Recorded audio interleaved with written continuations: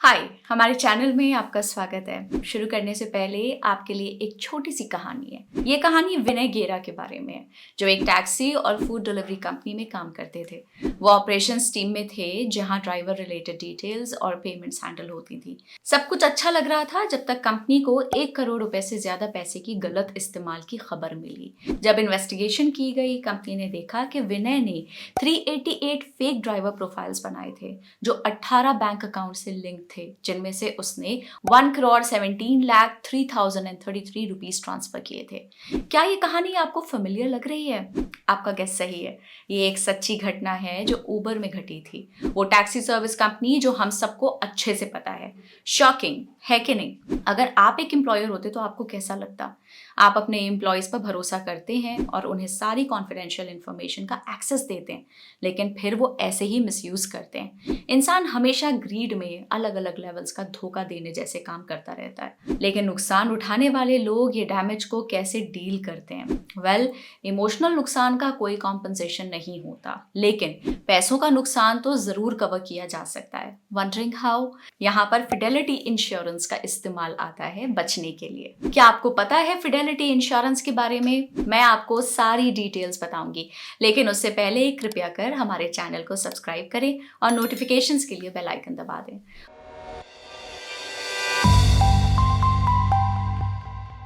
What is fidelity insurance? Fidelity insurance और fidelity guarantee insurance एक policy है जो कंपनी को उसके एम्प्लॉयज की इनफिडेलिटी या फ्रॉड के कारण हुए नुकसान के लिए पैसा कॉम्पनसेट करती है।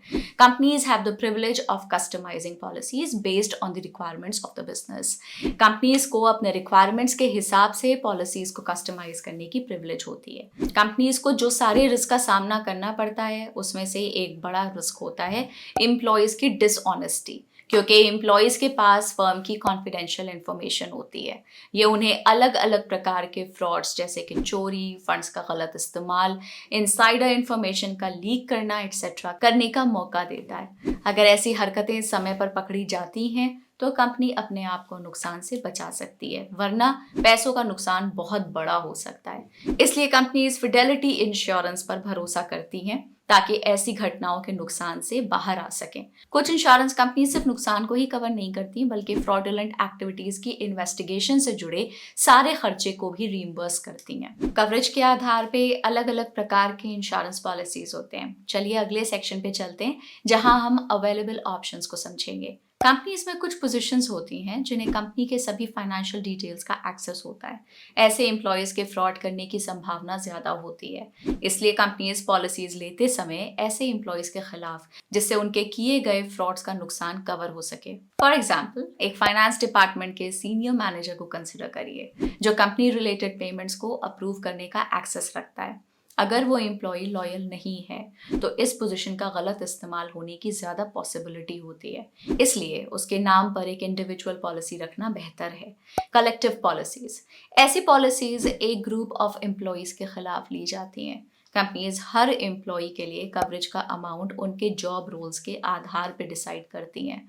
ऊपर दिए गए एग्जाम्पल को लेते हुए कंसिडर करें, कंपनी के फाइनेंस डिपार्टमेंट में एक टीम है जिसमें 20 एम्प्लॉयज हैं और उनमें से एक सीनियर मैनेजर है। अब उन सभी का काम कंपनी के रिसीट्स और पेमेंट्स पर होता है और उनके पास कंपनी के बैंक अकाउंट पे कंट्रोल होता है, लेकिन उनके अप्रूवल लिमिट्स अलग अलग होते हैं। जबकि जूनियर एम्प्लॉयज 1 लाख रुपए तक के पेमेंट्स को अप्रूव कर सकते हैं, वहीं सीनियर मैनेजर 10 लाख रुपए तक के पेमेंट्स को अप्रूव कर सकता है। ऐसे केसेस में कंपनी सभी के खिलाफ एक कलेक्टिव पॉलिसी लेती है, जिसमें हर जूनियर एम्प्लॉय के लिए 1 लाख रुपए तक का कवर होता है और सीनियर मैनेजर के लिए 10 लाख रुपए तक का कवर होता है। ब्लैंकेट एंड फ्लोटर पॉलिसीज अगला टाइप है जो कि एक बड़े नंबर के एम्प्लॉयज को कवर करता है। ब्लैंकेट और फ्लोटर पॉलिसीज में किसी एम्प्लॉयज के नाम या अमाउंट इंक्लूडेड नहीं होते, लेकिन ये ओवरऑल कवरेज ग्रुप के खिलाफ प्रोवाइड करते हैं। फॉर एग्जाम्पल, एक एम्प्लॉय ने न्यू ज्वाइनर्स के लिए प्रोक्योर किए गए 10 न्यू लैपटॉप्स चुरा लिए। ऐसे थेफ्ट्स के लिए किसी स्पेशल एक्सेस की ज़रूरत नहीं होती, क्योंकि ये एम्प्लॉई ऐसे एक टीम से नहीं थे जहां से उनकी वजह से मॉनेटरी नुकसान हो सकता था। कंपनी के पास उनके नाम पर कोई इंडिविजुअल पॉलिसी नहीं थी, लेकिन कंपनी के पास सभी एम्प्लॉयज़ के लिए 20 लाख रुपीज़ का ब्लैंकेट पॉलिसी था। इसलिए कंपनी ने उस पॉलिसी से इंश्योरेंस क्लेम किया। First and third party coverage, This is another kind of feature that focuses on who the aggrieved party is.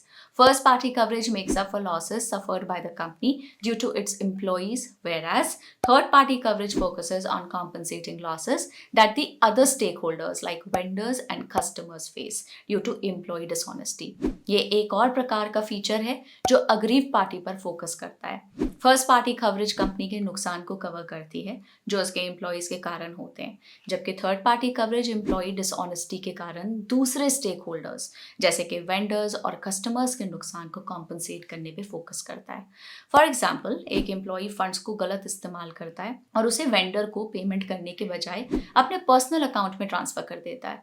ये सिर्फ कंपनी को ही नहीं बल्कि इस केस में थर्ड पार्टी को भी, जो कि यहाँ पर वेंडर है, उसको इम्पैक्ट करता है। थर्ड पार्टी कवरेज वेंडर को डिले और नॉन पेमेंट के लिए कॉम्पनसेशन देने में मदद करती है।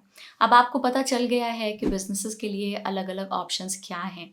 चलिए समझते हैं कि कौन कौन से बिजनेसेस इस इंश्योरेंस का लाभ उठा सकते हैं। Is your business eligible for Fidelity insurance?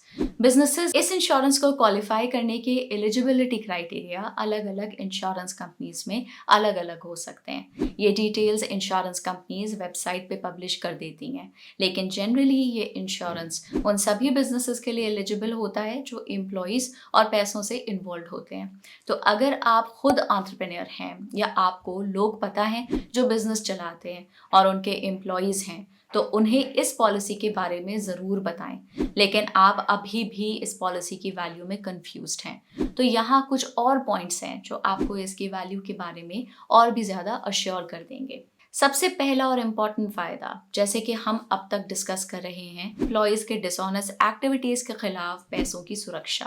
पैसों के अलावा फिडेलिटी इंश्योरेंस पॉलिसी का होना बिजनेस के मालिक को एक सुकून और सुरक्षा का एहसास देता है।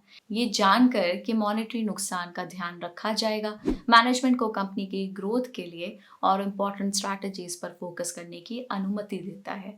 इस इंश्योरेंस का अगला फ़ायदा है एम्प्लॉयज़ के मोरल और कमिटमेंट को बूस्ट करना।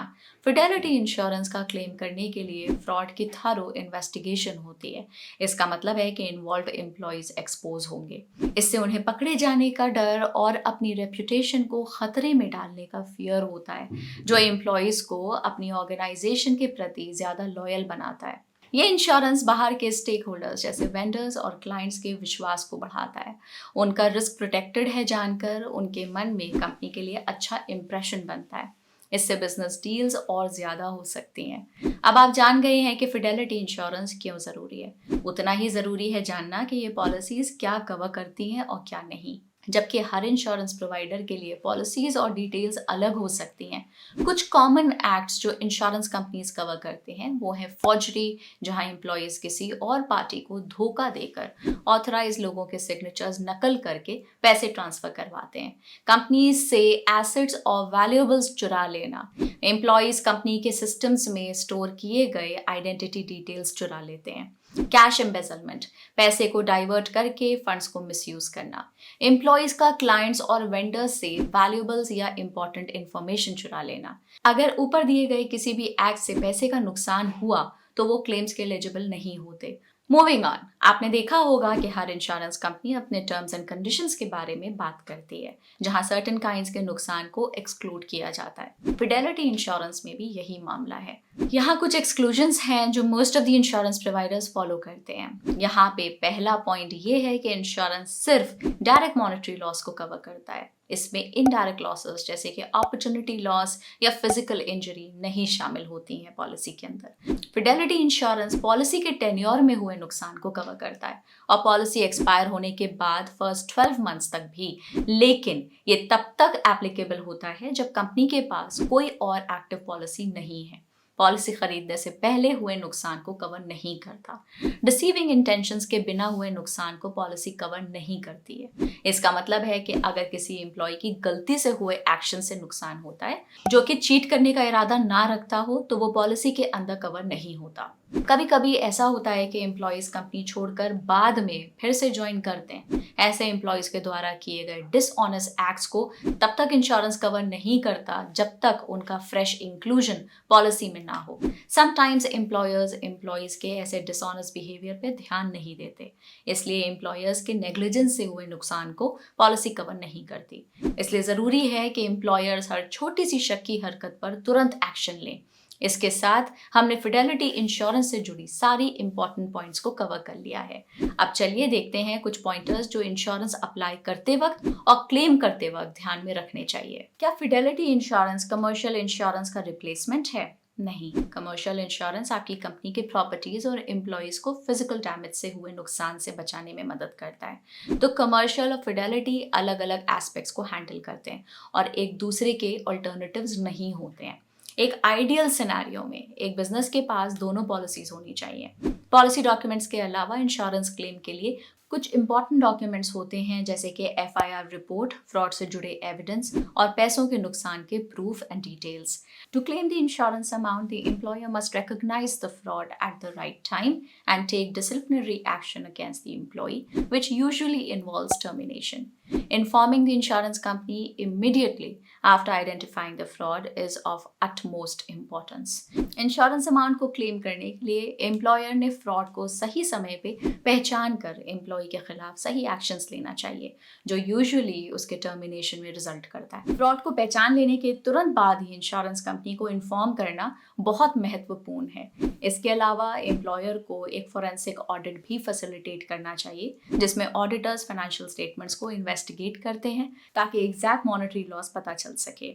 ये स्टेप्स कंपनी के लिए इंश्योरेंस क्लेम करने के लिए बहुत जरूरी होते हैं। Insurance companies have the authority to disregard the claim if they notice changes in the policy's terms, like the job responsibility of the employee not being in line with the details mentioned on the policy, or the employer not taking precautions to avoid fraudulent activities as agreed in the insurance proposal. Insurance companies को अधिकार होता है claim को disregard करने का अगर उन्हें policy के टर्म्स में कोई चेंज नोटिस होता है, जैसे एम्प्लॉयज़ के जॉब रिस्पॉन्सिबिलिटी पॉलिसी में दी गई डिटेल्स से मैच नहीं करता है, या फिर एम्प्लॉयर फ्रॉड को रोकने के लिए प्रिकॉशनरी मेजर्स नहीं लेता है, जैसे कि इंश्योरेंस प्रपोजल में अग्री किया गया था। This brings us to the end of the video. मुझे यकीन है कि अब आपको पता चल गया होगा कि आपके बिजनेस के लिए फिडेलिटी इंश्योरेंस कितना महत्वपूर्ण है।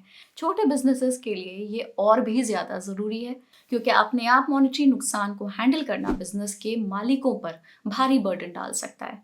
तो याद रखिए कि आप अपने सारे एंटरप्रेन्योर दोस्त, रिश्तेदार और जान पहचान वालों को इस इंश्योरेंस के बारे में एजुकेट करें। अगर आप खुद एंटरप्रेन्योर हैं तो हमें कमेंट सेक्शन में बताइए कि क्या आपके बिजनेस के लिए ये इंश्योरेंस है या नहीं। Thank you for watching. इस वीडियो को लाइक करिए, शेयर करिए और हमारे चैनल को सब्सक्राइब करिए ऐसे ही इंफॉर्मेटिव कंटेंट के लिए। अगली वीडियो में मिलते हैं। Bye bye.